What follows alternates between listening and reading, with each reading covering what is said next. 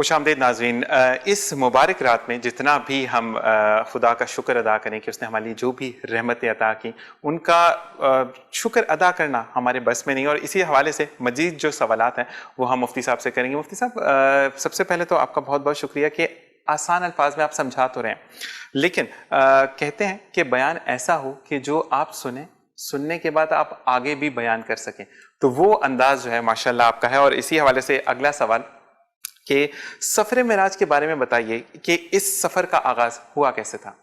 بہت ظاہر سی بات ہے، آج کی جو رات ہے وہ شب معراج ہے، اور ہم خاص طور پہ ذکر کرنے ہی سفر معراج کا بیٹھے ہیں. دیکھیں، جس طرح پیارے آقا صلی اللہ تعالی علیہ وسلم سید الانبیاء ہیں، سارے نبیوں کے سردار، اسی طرح جب آپ پر جو کتاب نازل ہوئی قرآن مجید فرقان حمید، وہ سید الکتب یعنی تمام کتابوں کی سردار. اور آپ صلی اللہ تعالی علیہ وسلم کو جو اللہ تعالیٰ نے معجزات عطا فرمائے، وہ دیگر انبیاء کرام کے معجزات کے اوپر ایسی ہی برتری اور فضیلت رکھتے ہیں جیسے حضور علیہ الصلوۃ والسلام کی فضیلت اور برتری ہے.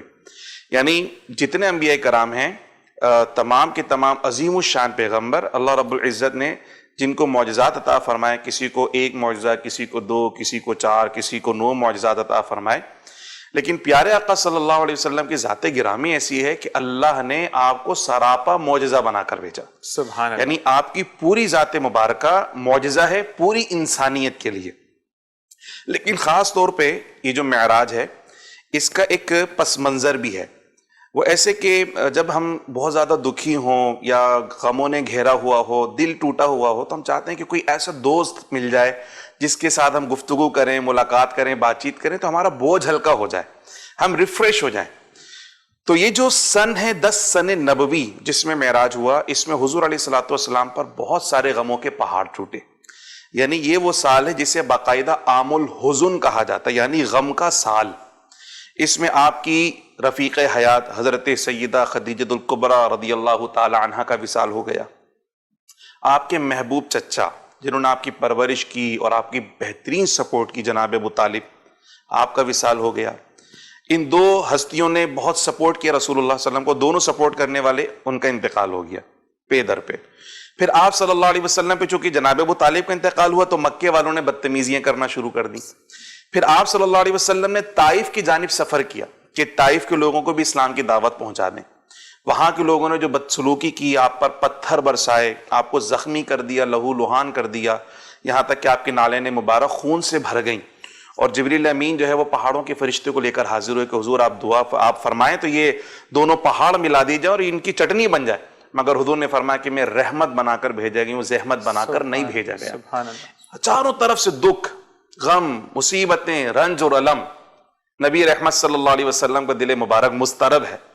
ایسے میں ایک دوست سے ملاقات ہونی ہے جس سے مل کر بندہ ریفریش ہو جائے، سارے غم، ساری پریشانیاں دور ہو جائیں، سب پریشانیوں کے بادل چھٹ جائیں. تو اللہ رب العزت نے اپنے پیارے حبیب علیہ الصلوۃ والسلام کے دل کو تسلی دینے کے لیے آپ کو مکہ مکرمہ سے اپنی بارگاہ میں عرش معلیٰ پر بلایا. یہ ہے سفر معراج. اس کی ابتدا کیسے ہوئی؟ بے شمار روایات، اگر ہم اس کو ایک مرتب انداز میں دیکھیں تو حضرت ام ہانی رضی اللہ تعالی عنہ کے گھر پہ پیارے آقا صلی اللہ علیہ وسلم آرام فرما تھے. وہاں جبریل امین علیہ الصلوۃ والتسلیم، فرشتوں کے سردار، فرشتوں کی ایک جماعت کے ساتھ حضور کی بارگاہ میں حاضر ہوئے. حضور تو آرام فرما تھے، اللہ کا پیغام پہنچایا کہ یا رسول اللہ صلی اللہ علیہ وسلم، اللہ رب العزت آپ سے ملاقات کرنا چاہتا ہے. حضور علیہ الصلوۃ والسلام کو حرم شریف میں لے جایا گیا، وہاں آپ کے سینہ مبارکہ کو چاک کیا گیا، آپ کے قلب مبارک کو نکال کر آب زمزم سے دھویا گیا، واپس لگا دیا گیا، اور ایک سواری جسے براق کہا جاتا ہے وہ آپ کی لیے پیش کی گئی. اور اس سواری کی رفتار کا عالم یہ تھا کہ جس جگہ اس کی نگاہ پڑتی تھی وہاں اس کا پہلا قدم پڑتا تھا. یعنی اتنی تیز رفتار سواری اللہ رب العزت نے اپنے پیارے حبیب علیہ الصلوۃ والسلام کے سفر معراج کے لیے بھیجی. تو اس سفر معراج کے مختلف فیزز ہیں. تو جو آپ نے ابتدا کا سوال کیا، تو ایک تو میں نے اس میں سینیریو بتا دیا کہ ماحول کیا تھا، کہ یہ کیفیات تھیں سفر معراج سے پہلے کی. اور یہ جو سفر معراج کی ابتدا ہے وہ حضرت ام ہانی کے گھر سے حرم شریف، اور وہاں سے شق صدر، اور حضور کے قلب مبارک کو آب زمزم سے دھویا گیا، اور پھر اس کے بعد براق پر آپ سوار ہوئے اور فرشتوں کے ساتھ آپ صلی اللہ تعالی علیہ وسلم. پہلا جو اس سفر کا حصہ تھا وہ مکمل ہوتا ہے مسجد اقصیٰ پہ آپ وہاں تک تشریف لے گئے. سبحان اللہ سبحان اللہ سبحان اللہ. اور اسی سے جڑا ایک اور سوال کہ جب آپ نبی کریم صلی اللہ علیہ وآلہ وسلم سفر معراج پر گئے تو آپ نے انبیاء اکرام کو جو نماز پڑھائی اس کی کیا کیفیات تھی؟ سبحان اللہ و بحمدہ سبحان اللہ العظیم.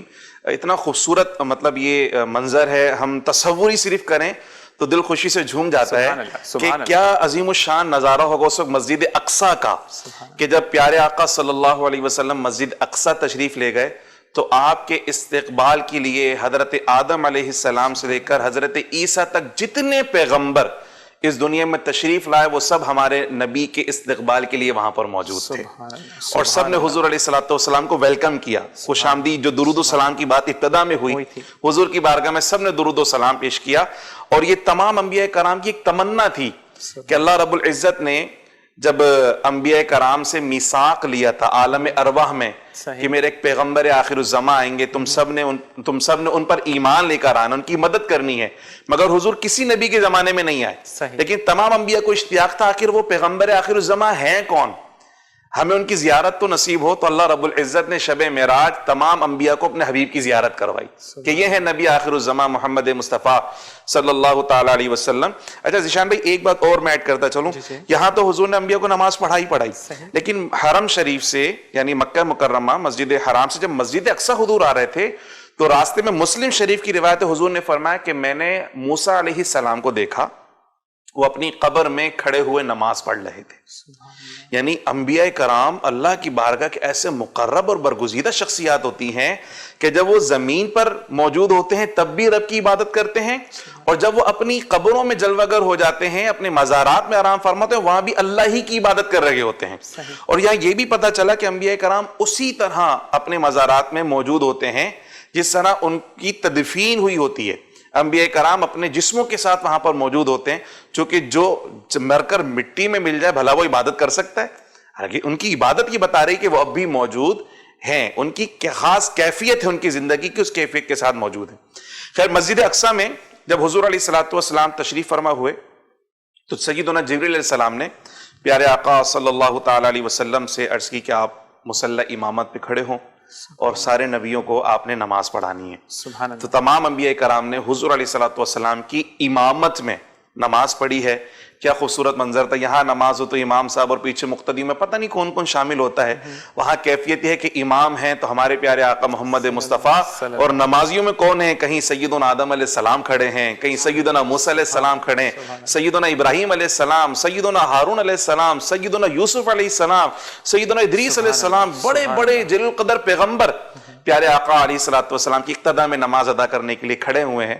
اور اس خوبصورت منظر کی ترجمانی شاعر نے کیا خوب کی کہا کہ نماز اقصیٰ میں جب پڑھائی تو انبیاء اور رسول یہ بولے نماز ہو تو نماز ایسی، امام ہو تو امام ایسا. سبحان اللہ سبحان اللہ سبحان اللہ. اور یہ چیزیں جب انسان سنتا ہے اور ان کی کسی واقعات جو آپ گو تھرو کرتے ہیں تو فخر ہوتا ہے کہ الحمدللہ ہم امت محمدی میں سے ہیں. اور اس کو کہنا یہ بہت شکر گزار ہیں ہم اس امت کے کہ نبی کریم صلی اللہ علیہ وسلم خدا کے محبوب اور اس کے بعد ہم ان کی امت ہیں، اور ہمارے لیے بھی بخشش ہر جتنی بھی اللہ تعالیٰ سے آپ کا کلام ہو اس میں ہمارے لیے بخشش ہی مانگی گئی. اچھا جی ایک چیز سوال اسی سے ریلیٹڈ کہ جب آپ کا آسمانوں پر آپ کا مطلب آپ کی سواری تھی تو وہاں پر بھی آپ کی انبیاء کرام سے ملاقات ہوئی یا نہیں؟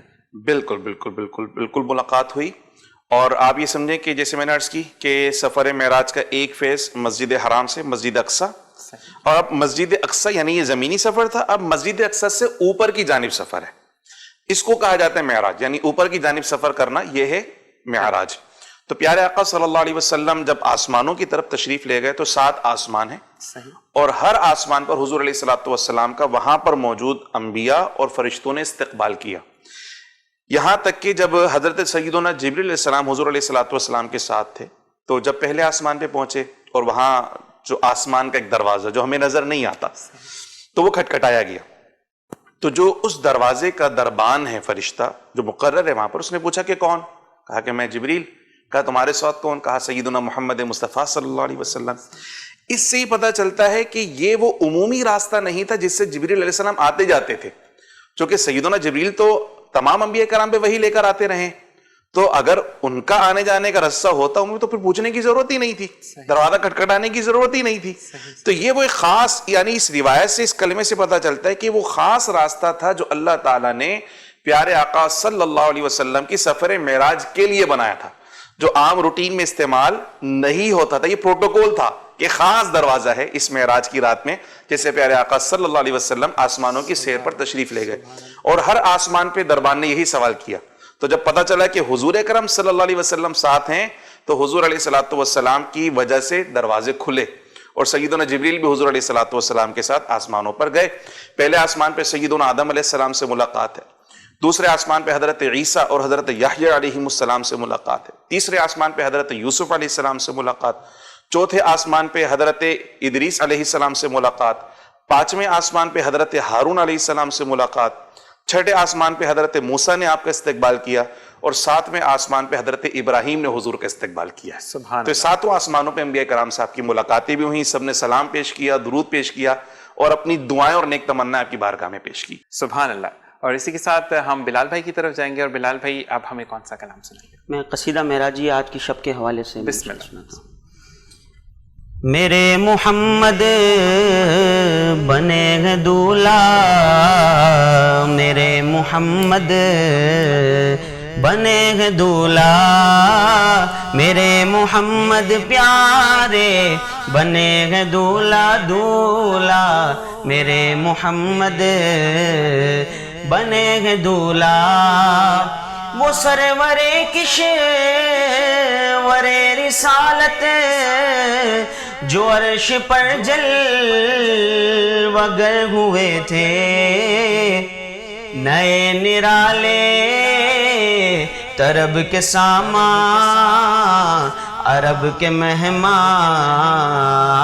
کے لیے تھے, اور اتار کر ان کہ رخ کا صدقہ یہ نور کا بٹ رہا تھا باڑا, کہ چاند سورج مچل مچل کر جبی کی خیرات مانگتے تھے, کہ چاند سورج مچل مچل کر جبی کی خیرات مانگتے تھے. اور وہی تو اب تک چھلک رہا ہے, وہی تو جو بن ٹپک رہا ہے, نہانے میں جو گرا تھا پانی کٹور تاروں نے بھر لیے تھے, نہانے میں جو گرا تھا پانی کٹور تاروں نے بھر لیے تھے. اور بچا جو تلووں کا ان کے دھون بنا وہ جنت کا رنگ و روغن, جنہوں نے دولہا کی پائی اترن وہ پھول گلزار نور کے تھے. میرے محمد پیارے بنے ہیں دولہا دولہا, میرے محمد بنے ہیں دولہا. اور وہی گئے اول وہی گئے آخر, وہی ہے باطن وہی ہے ظاہر, اسی کے جلوے اسی سے ملنے اسی سے اس کی طرف گئے تھے, اسی کے جلوے اسی سے ملنے اسی سے اس کی طرف گئے تھے. اور نبی رحمت شفیع امت رضا پہ للہ ہو عنایت, اسے بھی ان خلعتوں سے حصہ جو خاص رحمت کے وہاں بٹے تھے, ہمیں بھی ان خلعتوں عطوں سے حصہ جو خاص رحمت کے وہاں بٹے تھے، اور ثنائے سرکار ہے وظیفہ، قبول سرکار ہے تمنا، نہ شاعری کی ہوس نہ پرواہ، ردی تھی کیا کیسے قافیے تھے، میرے محمد پیارے بنے گے دولہا دولہا، میرے محمد بنے گے دولہا، میرے محمد پیارے بنے گے دولہا دولہا، میرے محمد بنے گے دولہا۔ سبحان اللہ، سبحان اللہ بلال بھائی۔ اور اسی کے ساتھ وقت ہوا ہے بریک کا، دیکھتے رہیے فضیلت معراج۔